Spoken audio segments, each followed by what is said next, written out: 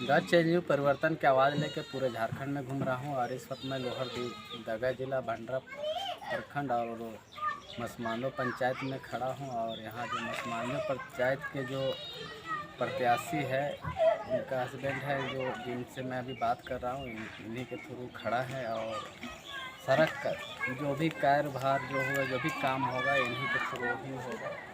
और श्री लक्ष्मण लोहरा जी, जैसे आपसे मैं ये जानना चाहता हूँ, अगर जीत जाते हैं तो किस तरह का काम करना है? विश्वकर्मा जी, ये जो चुनाव हम पिछले 2-3 साल से लड़ रहे हैं और देख रहे हैं, मेरा तैयारी 3 साल पहले पूर्व 3 साल से शुरू हुआ है। और अपने पंचायत में जो देखे कि यहाँ के लोग, यहाँ के दलित, यहाँ के आदिवासी, यहाँ के पिछड़े, यहाँ के महिला, बच्चे, सभी के सभी विकास से वंचित हैं, विकास योजना से वंचित हैं। इन तमाम परिस्थितियों को देखते हुए मेरे मन में लगा कि हम एक सामाजिक कार्यकर्ता हैं, समाज में काम करते हैं, लेकिन आज इस पंचायत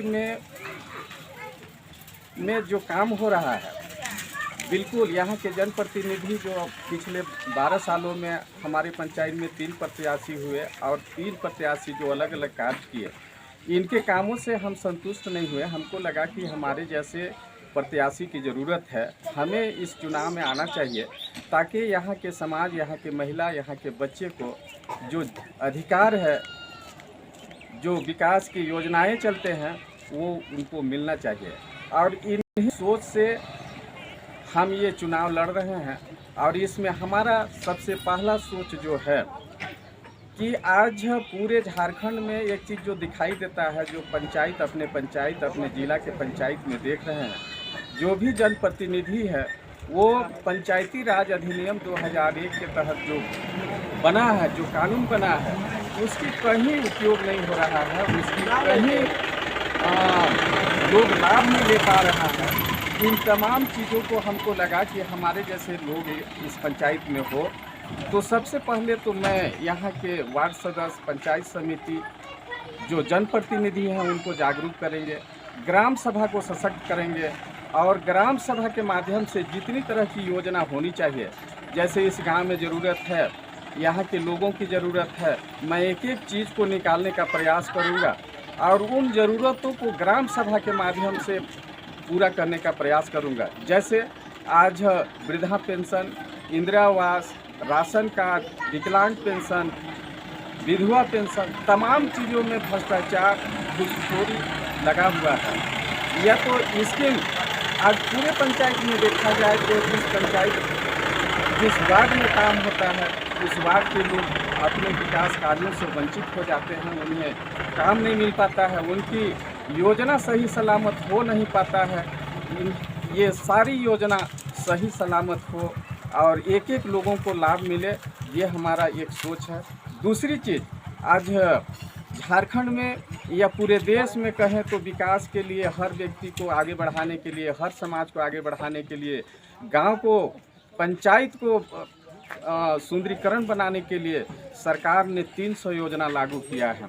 लेकिन आज ना तो हमारे जनप्रतिनिधि ये 300 योजना को समझ पाए हैं और ना अपनी वार्ड सदस्य को समझा पाए और ना ही ग्राम सभा के किसी सदस्य को समझा पाए हैं। मैं प्रयास करूंगा कि उन 300 योजना को एक एक लोग यहाँ समझे, एक एक लोग जाने और उस 300 योजना को लेने के लिए प्रेरित हों। सबसे बड़ी यहाँ मनरेगा कार्यक्रम सरकार ने योजना बनाई थी कि झारखंड के ज़्यादातर लोग पलायन कर जाते हैं और पलायन जब होते हैं तो उनकी घर द्वार सब छूट जाते हैं, उनके घर की मुर्गी, उनके घर की बकरी सब बिक जाती है, उनके बच्चों की पढ़ाई लिखाई बाधित हो जाती है, वो 6 महीना बाहर में रहते हैं और जब बाहर से आते हैं तो फिर से उनको नई तरीके से शुरू करना पड़ता है। और कई ऐसे चीज़ है, जैसे बच्चे की पढ़ाई एक बार छूट गया तो वो छूट ही गया, वो शिक्षा से वंचित हो जाते हैं।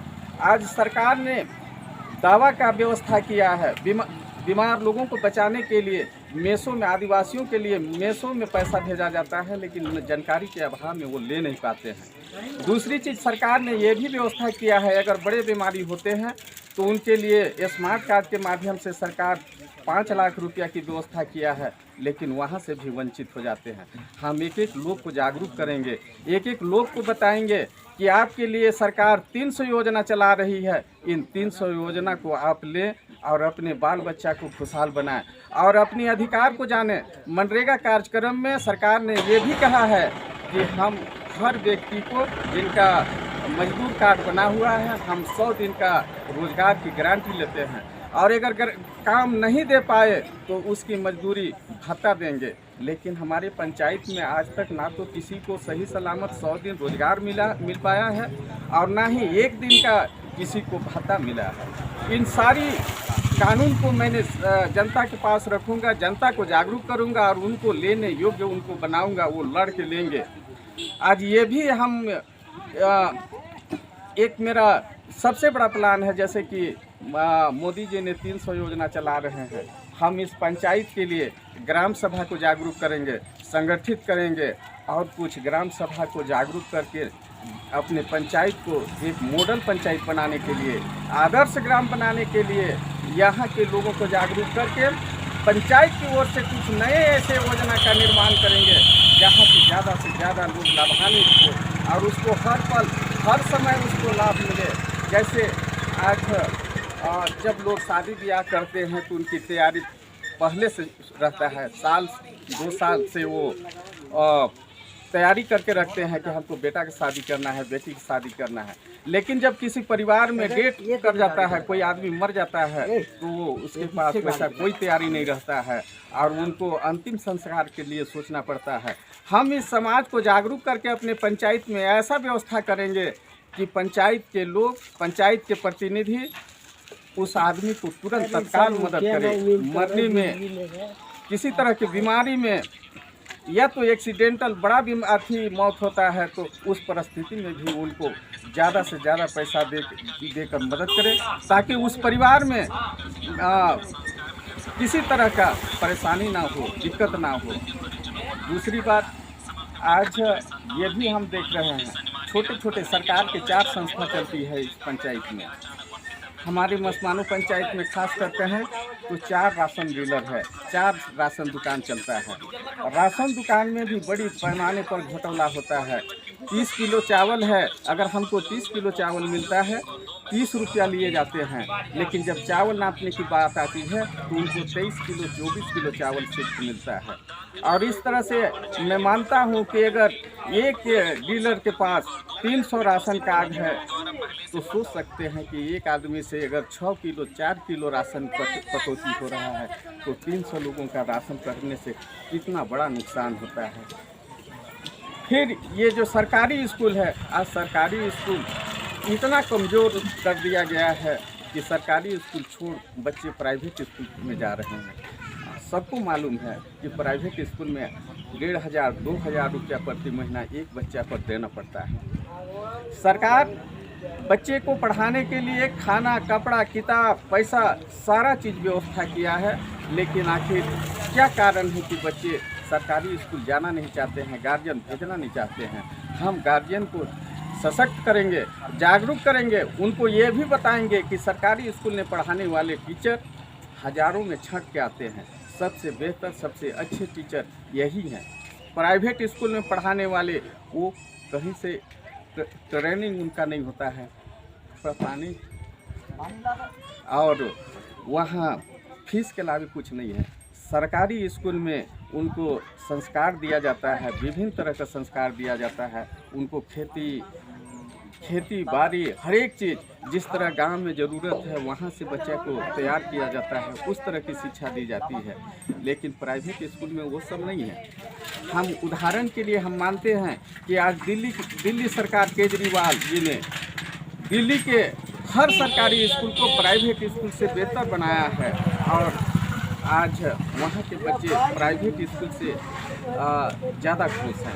हम भी अपने पंचायत में सभी सरकारी स्कूल को बेहतर बनाने का प्रयास करेंगे, सभी सरकारी हॉस्पिटल को बेहतर बनाने का शुरू करेंगे। हम सरकार से, हम यहाँ के जिला पदाधिकारी, ब्लॉक पदाधिकारी सबसे आवेदन करेंगे, निवेदन करेंगे, आग्रह करेंगे कि ये जो कल्याणकारी योजना है शिक्षा और स्वास्थ्य इसको बंद ना होने दें।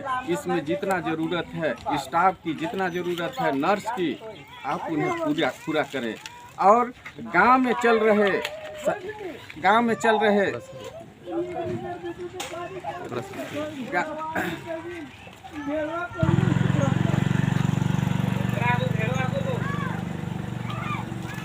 जो भी सरकारी संस्थाएं चल रहे हैं, मुख्य रूप से आंगनबाड़ी, राशन दुकान, स्कूल, स्वास्थ्य केंद्र, सहिया, जल सहिया के माध्यम से जो भी काम होता है, हम उसको सशक्त ऐसा बनाएंगे कि हर आंगनबाड़ी सेविकाएं, इस गांव के सहिया कुछ ऐसा काम करेंगे जिनको ऊपर तक पूरे झारखंड के लोग उनको जाने कि मसमानो पंचायत के में चाहे आंगनबाड़ी संस्था हो, चाहे सहिया का हो, चाहे राशन दुकान हो, चाहे शिक्षा स्कूल हो, चाहे हॉस्पिटल हो, बेहतर चलेगा।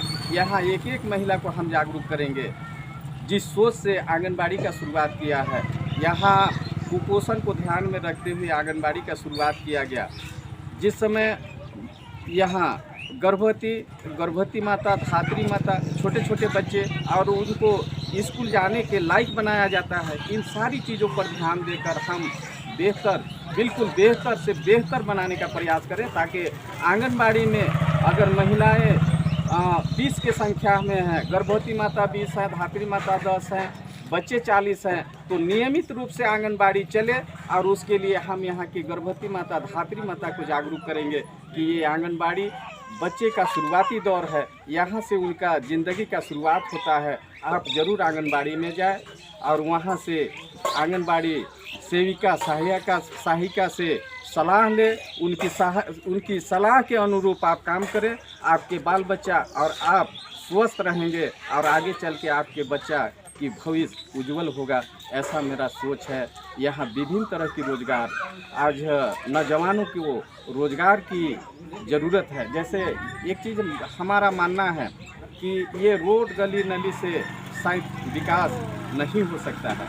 हमारा मानना है कि यहाँ एक एक लोग को, चाहे महिला हो, चाहे नौजवान साथी हो, चाहे किसी भी तरह के काम करने वाले हो, उनको उस तरह का काम मिले, रोज़गार मिले। और रोज़गार के बदले अगर उनको पैसा मिलता है, खाना मिलता है, तो उनकी निश्चित विकास होगा, उनकी बदलाव होगा, उनको खाने में बदलाव होगा, बातचीत करने में बदलाव होगा, उनके पढ़ाई लिखाई, उनके बच्चे की पढ़ाई लिखाई में बदलाव होगी, उनकी स्वास्थ्य सुविधाएं अच्छा होगी। और यही विकास है, इसी को हम विकास मानते हैं। और विभिन्न तरह के कुटीर उद्योग, उदाहरण के लिए मैं एक कहना चाहता हूँ कि इस गांव में आज पूरे पंचायत में कहे तो 50 जगह सिलाई सेंटर लड़की लोग चला रही है। वो स्किल डेवलपमेंट से ट्रेनिंग ली है, उनके पास सर्टिफिकेट है, लेकिन आज 2 रुपया और 10 रुपया का फटा हुआ कपड़ा सीने के लिए मजबूर है। मैं उन सारी महिलाएं, सारी लड़की को एकत्रित करके, ये जैसे ही रिजल्ट आएगा मैं एकत्रित करूंगा और एकत्रित करके उनका कमेटी बना के, संगठन बना के रजिस्ट्रेशन कराऊंगा और सरकार से टेंडर के लिए आवेदन दूंगा कि ताकि वो 2 जिला 3 जिला पर उनको काम करने की अनुमति दें। जैसे सरकारी स्कूल में ड्रेस बनाने का, प्राइवेट स्कूल में ड्रेस बनाने का, और उनकी इनकम बढ़े। दूसरी चीज़, यहाँ जितनी तरह की महिला मंडल चलती है, हर महिला मंडल को हम जागरूक करेंगे, उनको सशक्त बनाएंगे और उनके हिसाब, उनके क्षमता के अनुसार रोज़गार की व्यवस्था करेंगे। जैसे एक उदाहरण के लिए ये भी मैं बताना चाहता हूँ कि आज हमारी पंचायत में अगर देखेंगे तो कम से कम 100 तालाब बना हुआ है। उन 100 तालाब को बढ़िया से झाड़ दिया जाए और झाड़ कर उसमें अगर बढ़िया पानी की व्यवस्था कर दिया जाए तो ये खेतीहर गांव है, खेती करने के लिए पर्याप्त पानी मिलेगा। दूसरी चीज़, महिलाएं जागरूक होकर अगर उस तालाब में 4000, एक तालाब में 4000 बतख पालते हैं, 3000 अगर उनको अंडा मिलता है तो 3000 अंडा, एक अंडा का दाम 7 रुपया है, 7 या 21,000 रुपया पर डे इनकम होगा। एक ग्रुप में 10 से 12 महिलाएं होती है और 21,000 रुपया अगर आता है तो पर डे एक महिला को 1,500 रुपया का इनकम निश्चित रूप से होगा। और हम यही चाहते हैं कि यहाँ के एक एक लोग, एक एक परिवार कम से कम 40 से 45 हज़ार रुपया पर मंथ कमाएं, ताकि उनकी बाल बच्चा परिवार सब सुखी संपन्न रहे। उसमें बदलाव आएगा। और यही मेरा प्रयास है कि जब मैं मुखिया बनकर यहाँ आऊँगा तो ये यहाँ हर परिवार, चाहे किसी भी समाज, किसी भी जात, किसी भी धर्म का हो, मेरा पूरा प्रयास होगा कि हर परिवार, आज के डेट में महंगाई है, उनको 40 से 45 हज़ार प्रति महीना कमाना है। उस 45 हज़ार रुपया का व्यवस्था मैं करूँगा। मैं उनको कमाने का तरीका दूँगा, मैं कमाने का अवसर प्रदान करूँगा। उसके लिए हर तरह की, हर जगह, हर संभव में मैं प्रयास करूँगा, उनको आगे बढ़ाऊँगा। इन्हीं बातों के साथ मैं अपनी बातों को अंत करता हूँ। धन्यवाद। आप मेरे न्यूज़ के माध्यम से जो आपके पंचायत के लोग हैं इन सबको कुछ कहना चाहेंगे? बिल्कुल कहना चाहेंगे। मैं अपने पंचायत के सभी माँ बहन, भाई बहन और नन्हे मुन्हे बच्चा, सभी को मैं आज निवेदन करता हूँ, उनसे आग्रह करता हूँ कि आप हमें, हमारी बातों को सुने, समझें, परखें और योग्य समझकर, अगर आप मानते हैं, जानते हैं कि लक्ष्मण लोहरा इस पंचायत को आगे बढ़ाने में आगे बढ़ाने के लायक है, योग्य है, तो आप हमें अपना वोट तो दें। लेकिन अगल बगल के जो भी साथी हैं जो समझ नहीं पा रहे हैं, आप उन्हें निश्चित रूप से समझाएं और भारी से भारी मत से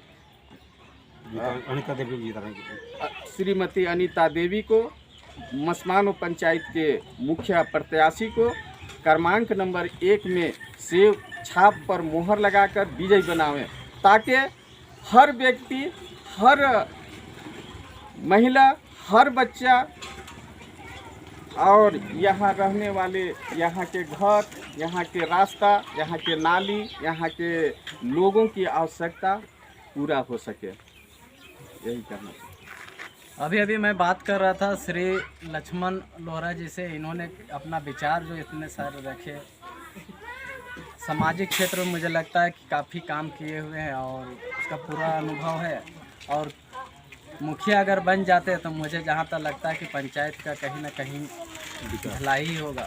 और इसी के साथ आगे बढ़ते हुए द चेंज परिवर्तन करें।